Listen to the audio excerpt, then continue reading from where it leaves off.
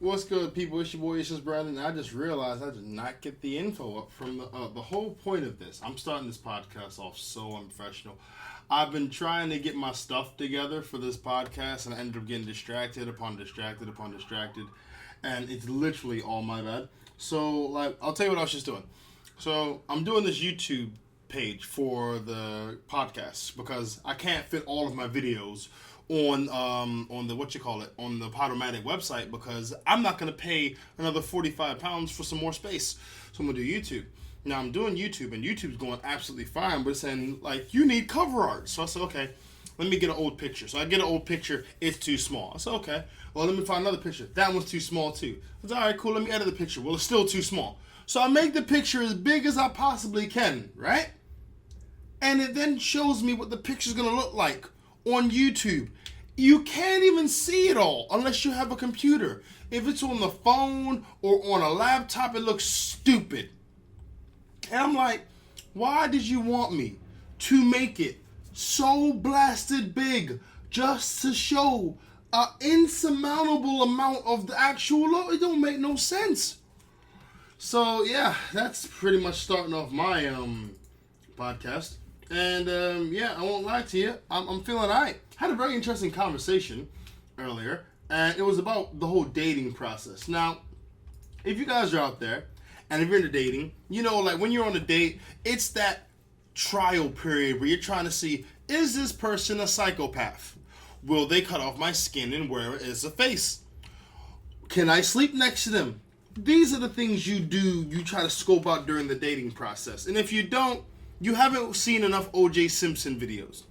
Anyway, so my question, I was sort of, not question, but my stance on dating is this. When I'm going on a date, I'm not excited. I'm not happy. I'm literally there to survey the area. It's like buying a house or a new car. I want to make sure that this investment is going to be a long-term investment that works out for both parties. If it's not, that's cool. That is absolutely fine. But that just means that I'll be withdrawing any further interest in that actual purchase. And when I say purchase, I don't mean I'm trying to purchase the lady. Why do I have to say that? Because people are sensitive and they like to take things out of proportion. So let me make it clear. I'm not talking about buying ladies. I'm talking about the investment in terms of time.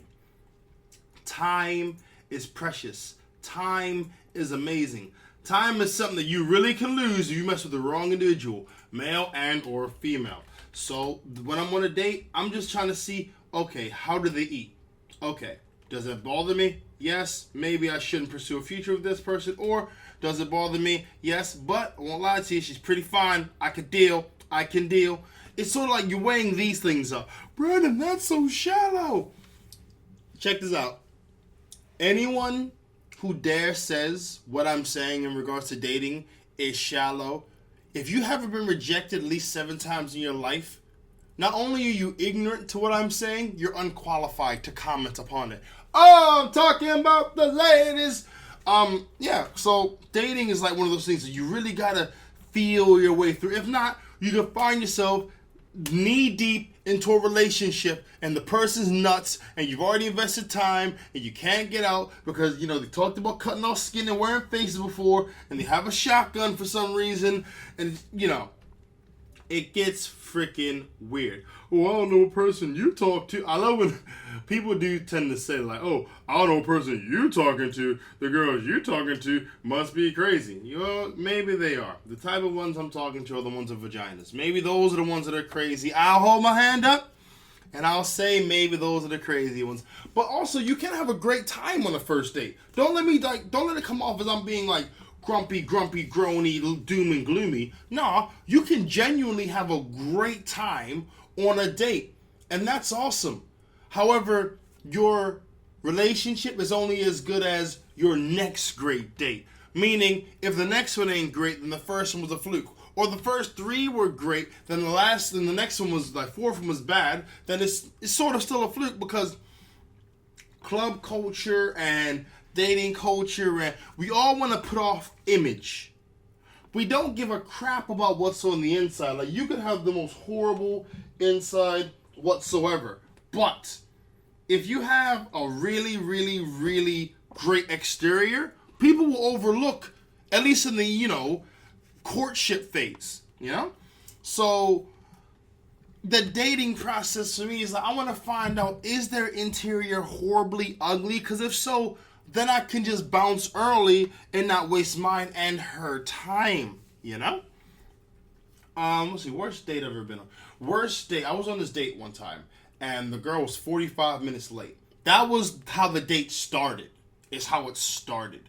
Now, she comes to the movie theater. Yeah, I know. You can tell my age. When I say movie theater for a first date, you're talking about anywhere from 15 to 17. Why? Because when you take a person to the movies, you're not dating them.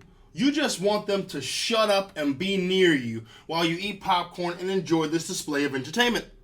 So she gets to the movies and she's wearing hot pink jeans. What's wrong with hot pink? Absolutely nothing. The corset she wore up top was also hot pink, however, and she was amply blessed up top. Now, she had cleavage spilling out. She's wearing hot pink. She's getting lots of attention. I'm a relatively low-key dude, so I'm already thinking this ain't going to go far. So we go to the movie. We're watching the movie, and she starts eating her popcorn. Loud. I mean, like...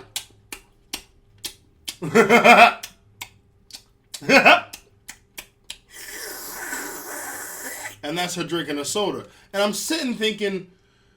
Oh, Jesus. How long can the ample bosom cover this horrific display that I'm hearing, not seeing, that I'm hearing? So, get through that part, then we go get some food.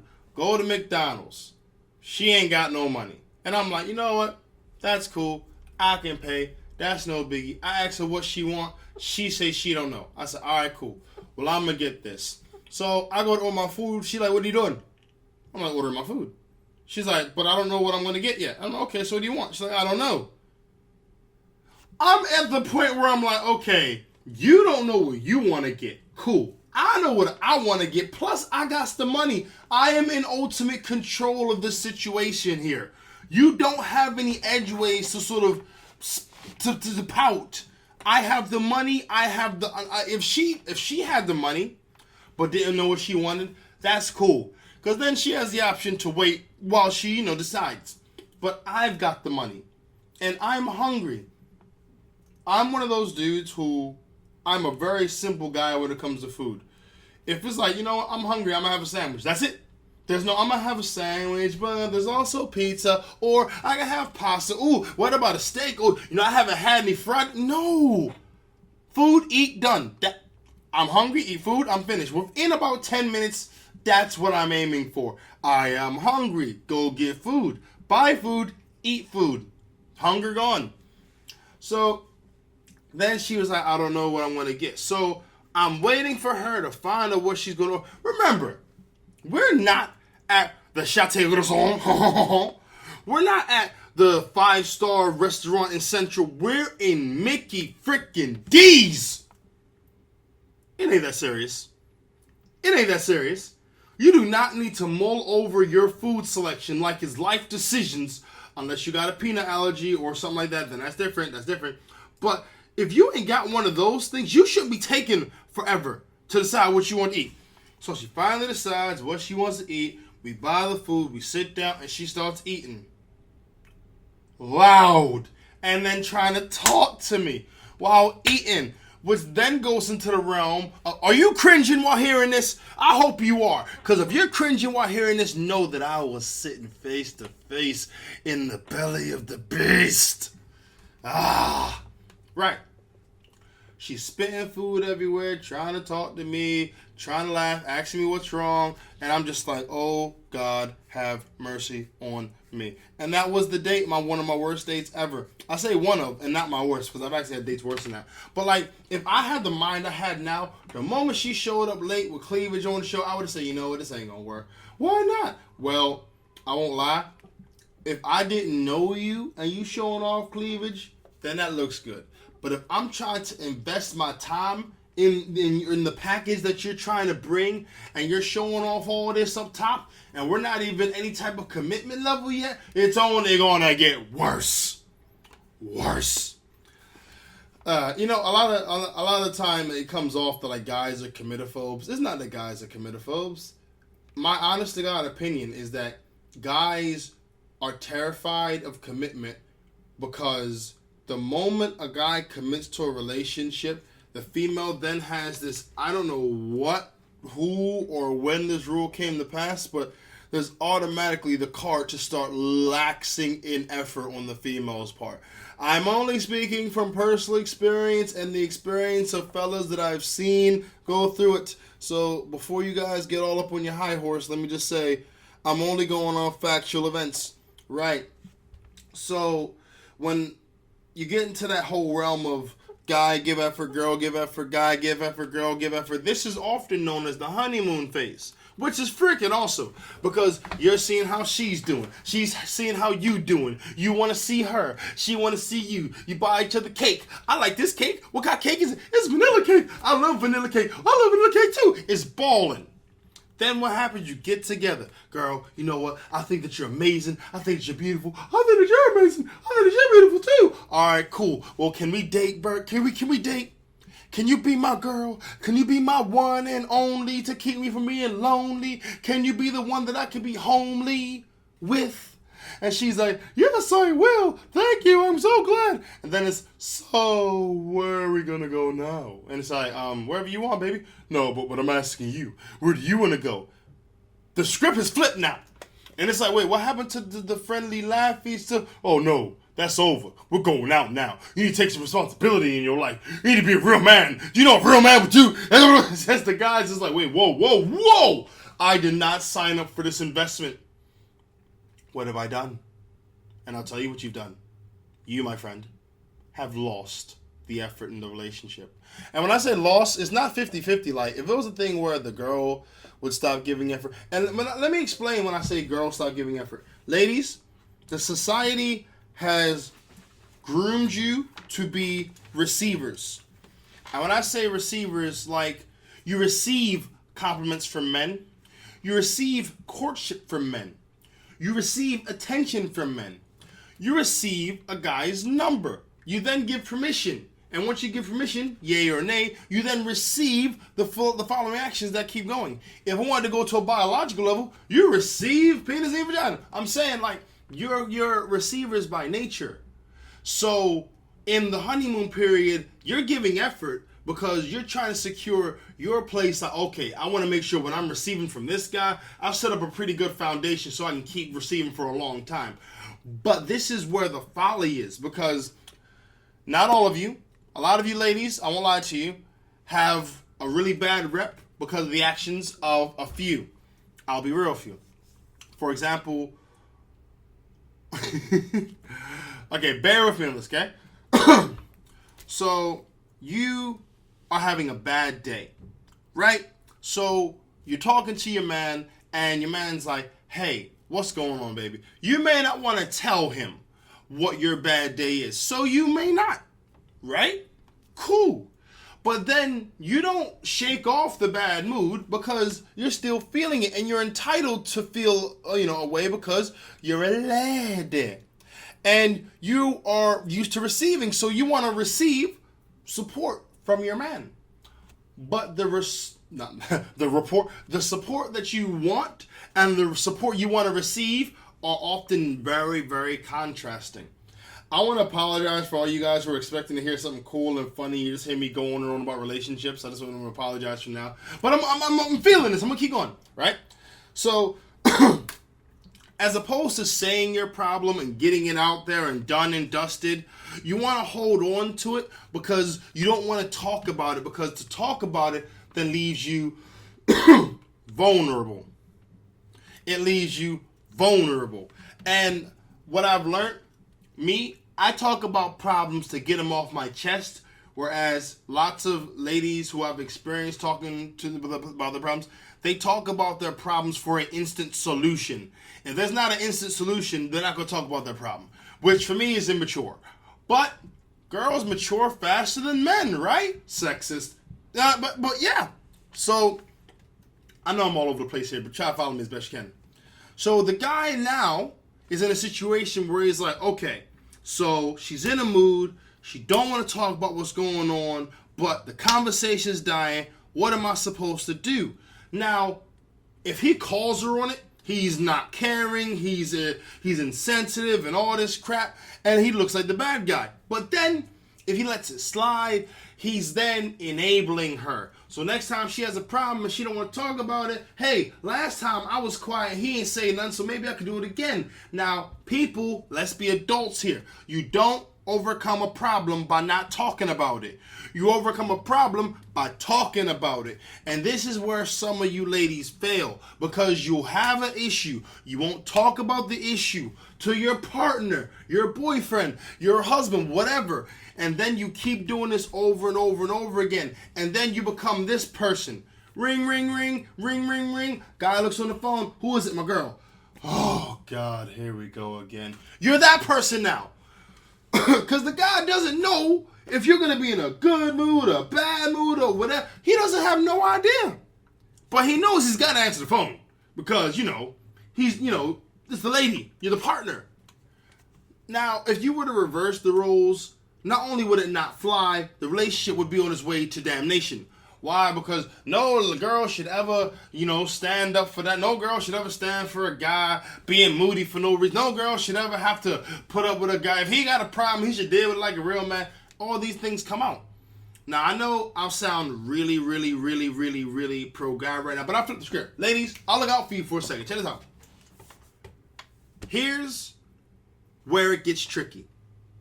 If you don't like to talk about your feelings, you're going to find yourself in a bad way. Why? Because there are guys that are made, molded, built, and bred to read females that have problems displaying their emotions and know how to play them to the letter. Hell, I know how to do it.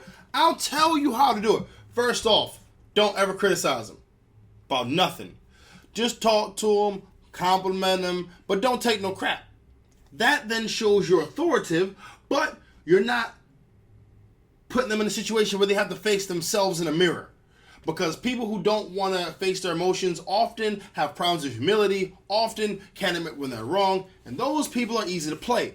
Because the guy then just goes in the tip of, I'm going to treat her mean and keep her keen. And then she going to want to find out what's in between.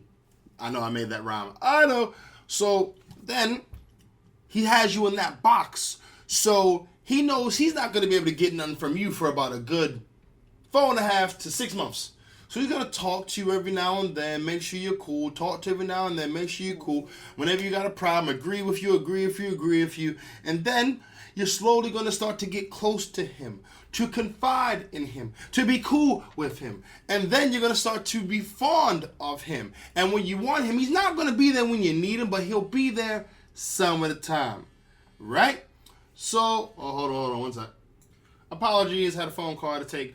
All right. So, where was I? Yeah, so 4 to 6 months. So, in the meantime, while you're doing this whole inching, slowly get close to her, remember, female, emotionally reserved. So, as you're slowly getting close, what happens? The guy's tagging other things in the meantime. He's tagging other things. He realizes you're emotional and there's no long-term thing with you. He just wants to hit it because he's invested the time. Certain guys can be predators, dirtbag predators when it comes to this, and it's a game. They want to smash and they want to hit it. So like, all right, cool, I got it, I can move on. So you're doing this defensive thing, you're slowly getting close to him, you're playing you mean, keeping you keen. The next thing you know, bang, you want to talk to this guy nonstop. You want this guy to be, because he's told you nothing but what you wanted to hear, and it becomes a drug.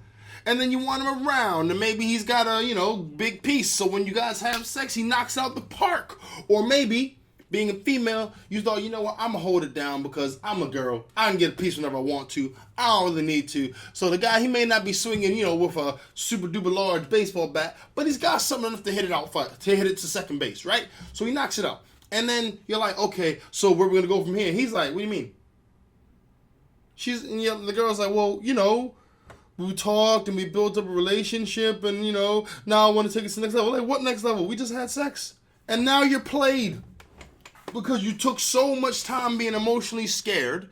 You took so much time being emotionally, secluded To protect yourself from others means to keep yourself from reaching out to others, which means you're keeping yourself secluded. This is where the relationship thing goes awry, because when effort don't go in from the girl's side, eventually she's going to get burnt. When effort don't go in from the guy's side, eventually he's going to get burnt. Because there's always someone waiting in the rafters that's willing to do more, be there more, talk more, listen more, whatever. There's always that person in the wings, willing, ready, and able.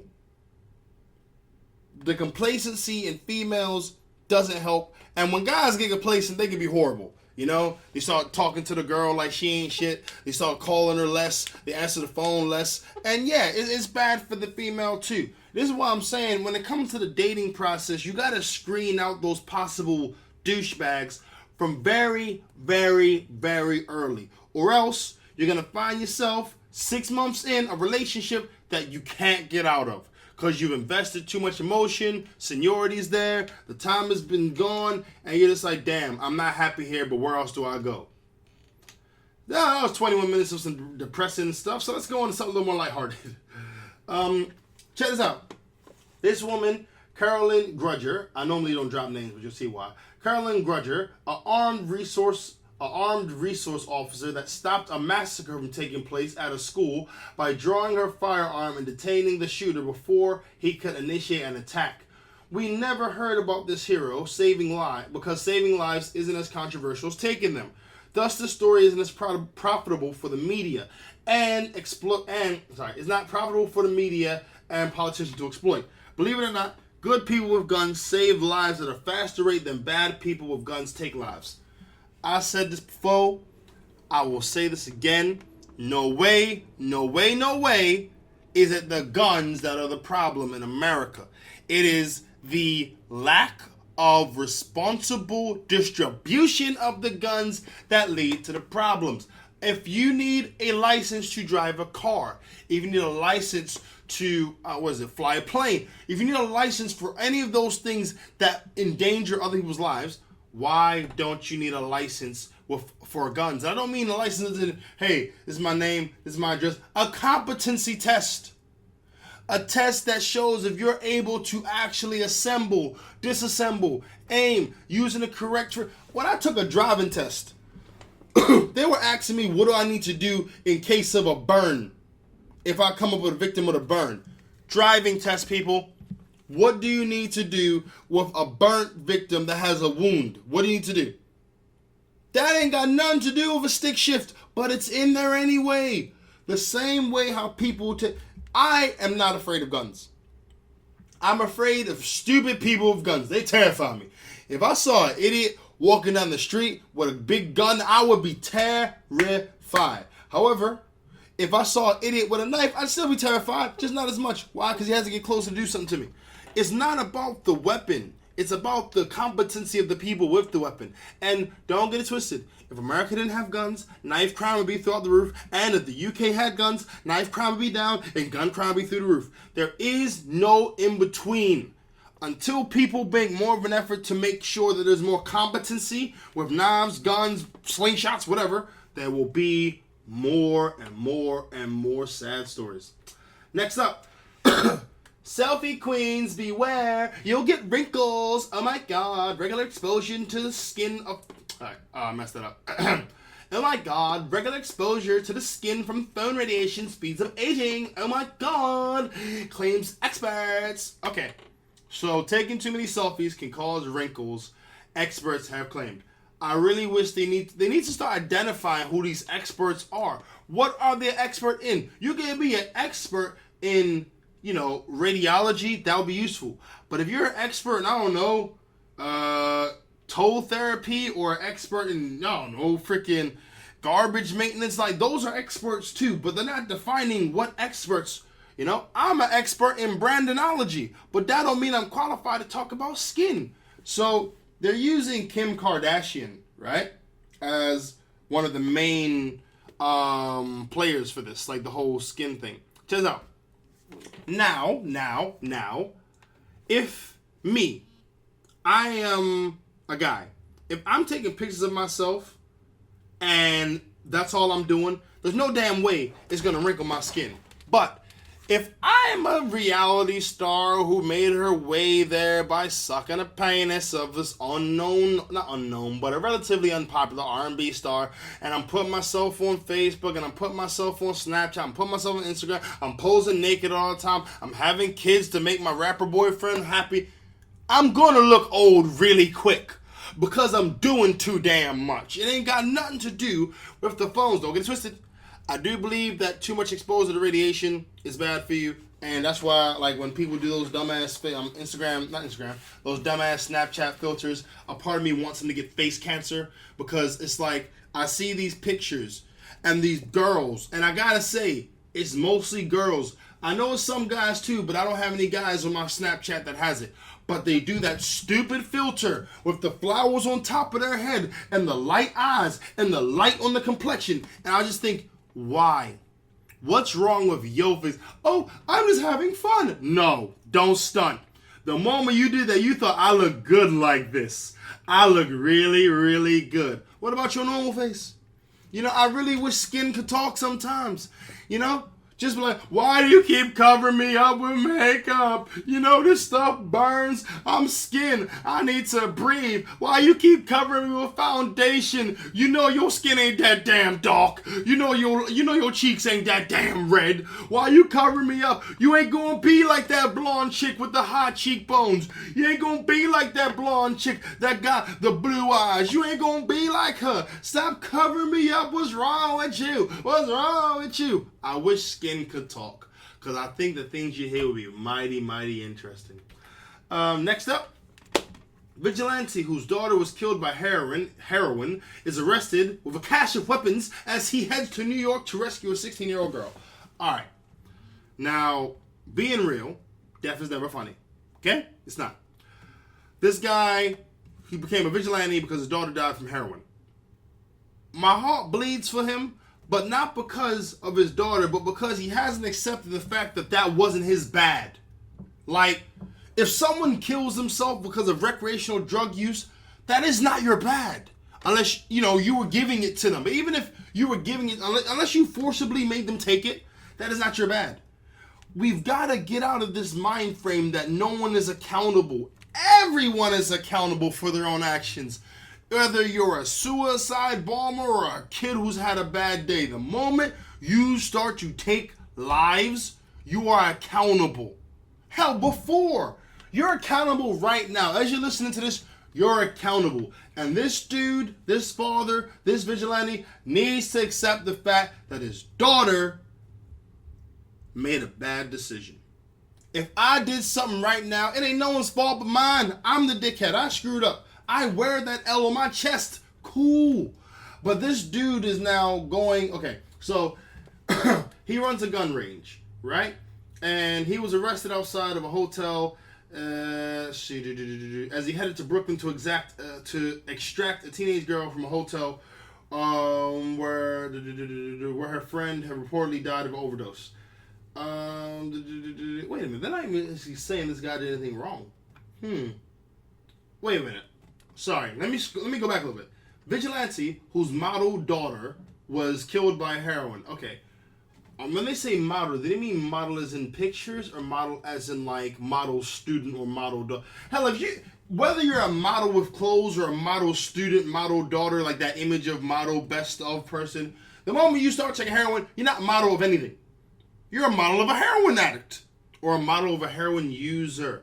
I heard that DMX, a great rapper back in the 90s and early 2000s, at one point in time in his career, he had like $40 million, like liquid he could touch. And he was on crack cocaine his whole career. Seriously.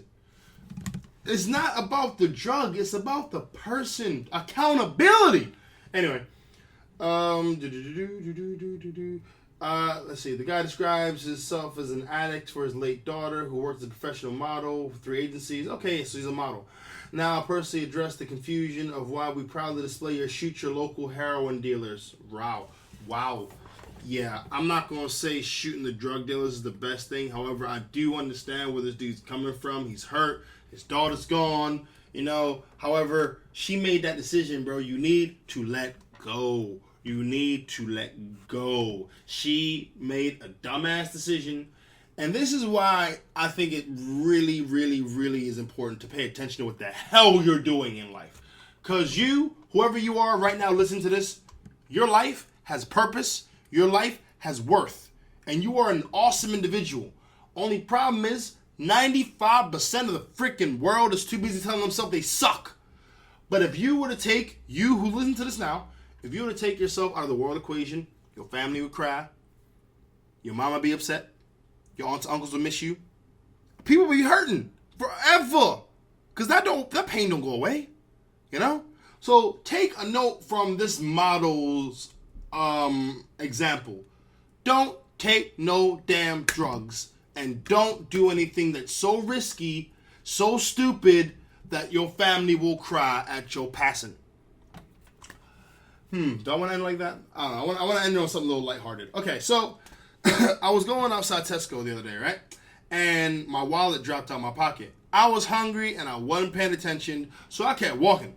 Now, this guy picked up my wallet and started running towards me to give me my wallet. I swear to God, I felt like a damn king. He was like, okay, subjects, thank you for returning the king's mighty wallet. I felt freaking awesome. However, I have to take responsibility that I was being so damn food craving that I was negligent in the fact that I almost lost my damn driver's license, Oyster card, bank cards, credit cards, identification, everything, because I was too damn dumb. But I won't lie to you. If he ran the other direction, I don't know if I'd chase him. Like, a part of me would like to chase him for the challenge, but I had food in my hand. So if I chase him, my food's going to get smashed. And is smashed food really worth a bank card? I could cancel them. I had my phone. I could cancel them.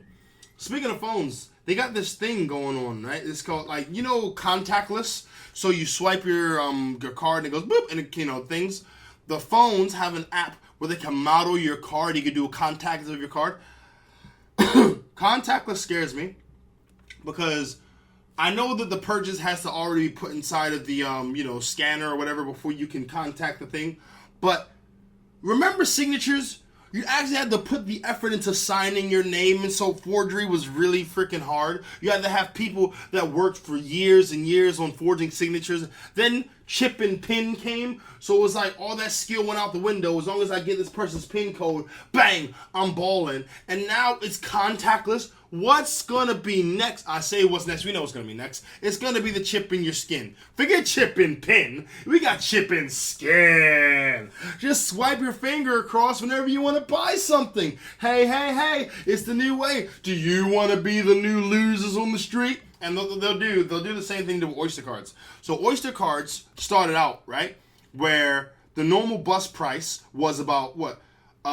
70 pence for an adult and 40 pence for a kid. And it slowly started to raise. They said, okay, we need to get people on Oyster cards. How are we going to do it? They raised the normal fare for a bus pass so freaking high that it would be dumb for you not to freaking have an Oyster card. So Oyster card was like £1.10, where a normal bus pass you'd pay for was like £2.50 or something, right? So then people were still getting normal bus passes because Oyster cards track you. They track where you're going. They track where you've been. They're like GPS to you almost now, right?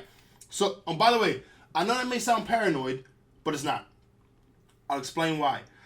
I had a tablet called a Google Nexus 7. Now, I never put any personal information into this. I took it to work. I took it home. I took it to work. I took it home. I did work on it at school. I did work on it at home. Only typing in Word documents, right? So one day, I go on my tablet, and it says work. And I'm like, what do you mean work? It then shows on a map the journey that I've taken going from my house to my job. Never put the information in one damn time. Oyster cards, don't get it twisted. They know what you're doing. They know where you've gone. They know where you've been. They know how much money you put in. They know from what card you put it in. Oyster card is low jack for people. But I digress. Right? So they made the Oyster card price $1.10, Bus pass was £2.50. What happens? People still buying bus passes. So they say, you know what? Screw it. We're going to take away bus passes completely. So they got rid of bus passes completely. And now you have to get an Oyster card or you can't ride the damn bus. You telling me you think we live in a fair society? I don't give a damn about the EU referendum. We don't have any real choice. But that doesn't mean you shouldn't vote, Brandon. It doesn't. But I'm not going to anyway. Why? Because my level of ignorance is too damn high to bow down to the government. And plus, I ride a bike anyway. Get the hell out of here. All right, people. The last part didn't make too much sense, but I hope you got what I was saying anyway. Relationship advice was a little bit heavy. If you got any questions or comments, get at your boy at IJBPC@outlook.com. Also, hashtag IJBPC for anything you got on Twitter. If you want to get at your boy directly, get at me on IJBPC on Twitter. YouTube page is up there. I don't have a URL yet for the YouTube page because I don't have enough subscribers. So subscribe to your boy on YouTube, IJBPC. Type that in on YouTube or ItsJusBrandon Podcast. We're doing it big, and I want to thank you guys for downloading and live playing and sharing and all that, because without you guys, your boy would not be able to spread his word to the masses. Thank you guys very much. I'm going to be starting doing some more shows as of next week. I've been writing this new set. It's been taking me a little long. I apologize, but new shows are going to be next week. Any questions, any comments, you know what to do. Hope you guys have a great week. Have a great weekend. And if you're dating, date smart. Invest your time wisely.